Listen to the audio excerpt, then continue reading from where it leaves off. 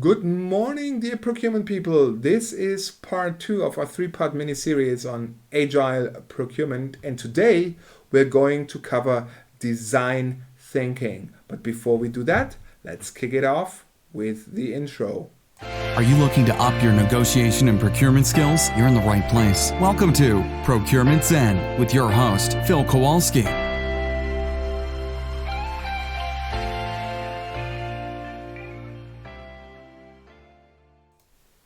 So, as I said before, today we're going to cover design thinking.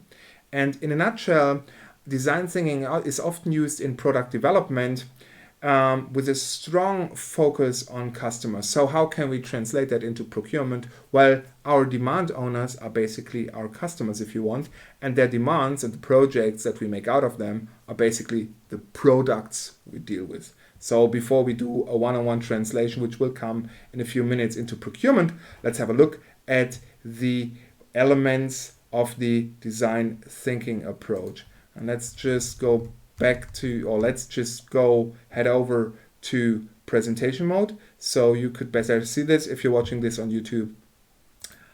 All right, so design thinking actually consists of 6 phases, and the first phase is the understand phase. So in this phase you get the frame in which the product or the project might take place. For procurement, this might be a kickoff meeting with the demand owner. In the understand phase, we also ask what and how questions. So in this phase, you speak of stating the design challenge, if you want.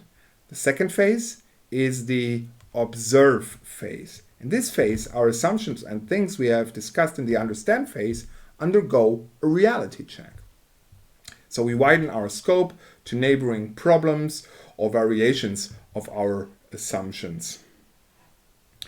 The third phase is the define phase, also known as the define point of view phase. In this phase, we describe our point of view with our hardened and eventually adjusted assumptions. So in define, we also come up with something like a user story, which we already have covered yesterday in the Scrum video and in the Scrum episode. But this time we have a slightly different or extended approach to a user story. So user stories in design thinking go like name of the user or persona who needs what is needed in order to his or her need, because insight finding. The next phase, fourth phase, is the Id8 phase. So in this phase, product ideas, approaches emerge. You use a lot of creative methods here, like brainstorming, wild thinking in this phase. You also jointly agree on some path that you will follow to find a solution. The fifth phase is called the prototype phase. In this phase, you build prototypes of your potential approach, of your potential solution to the problem, to the design challenge. So this happens quickly and without any risk, because we are working in an agile and very rough approach here, so not much money is wasted if a prototype doesn't turn out to be a good approach.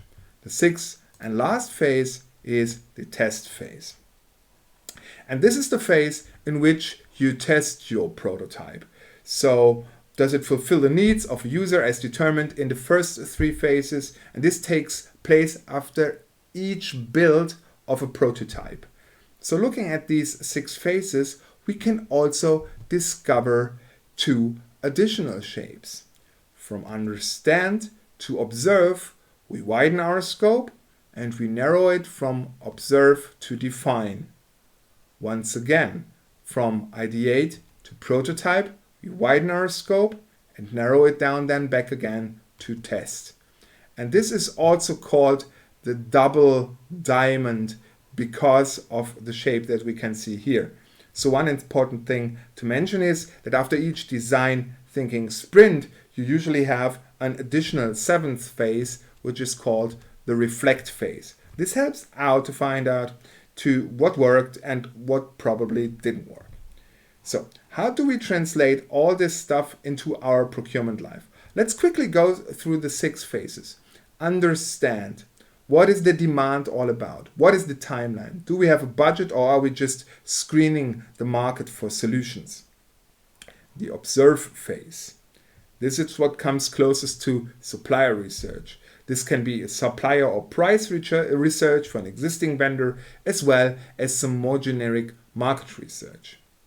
The define phase. We write down our discoveries, and making something physical, writing something down in physical paper, best way to print it out, although we're talking about agile and stuff here, it's really helping out. So what is given? What have we discovered?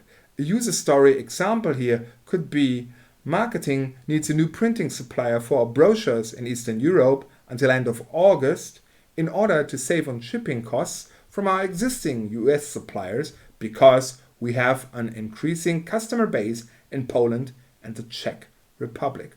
So how can we break this down into the 4 elements of this extended user story? Marketing, who needs a new printing supplier for brochures in Eastern Europe until end of August. What is needed?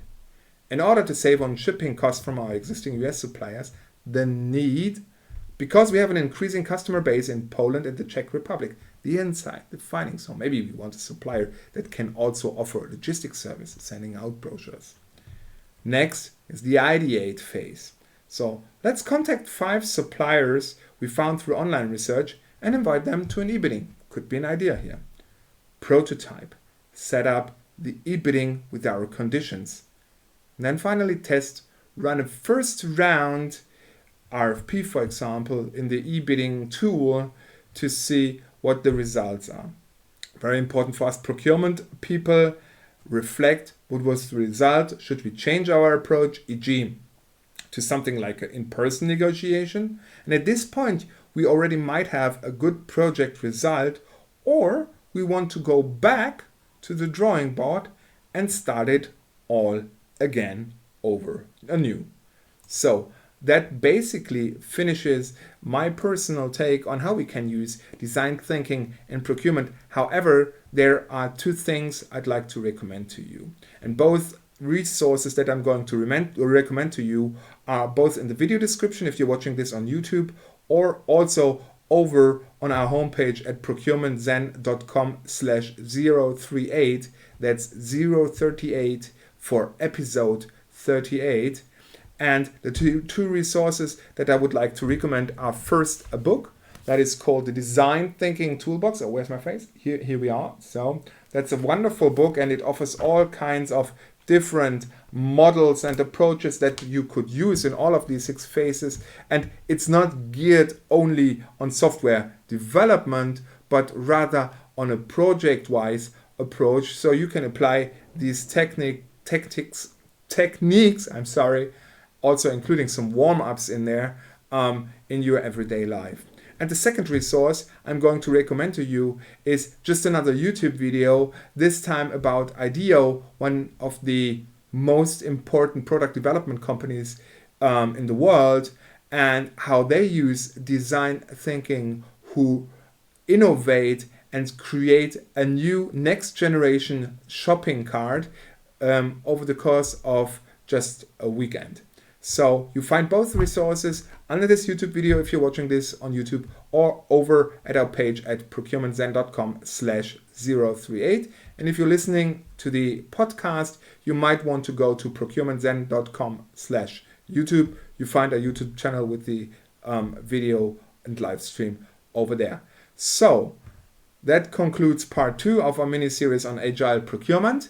Tomorrow we are going to cover the Kanban system, which is also an amazing system to manage your capacity and your workload. Until then, always happy negotiations, and see you tomorrow.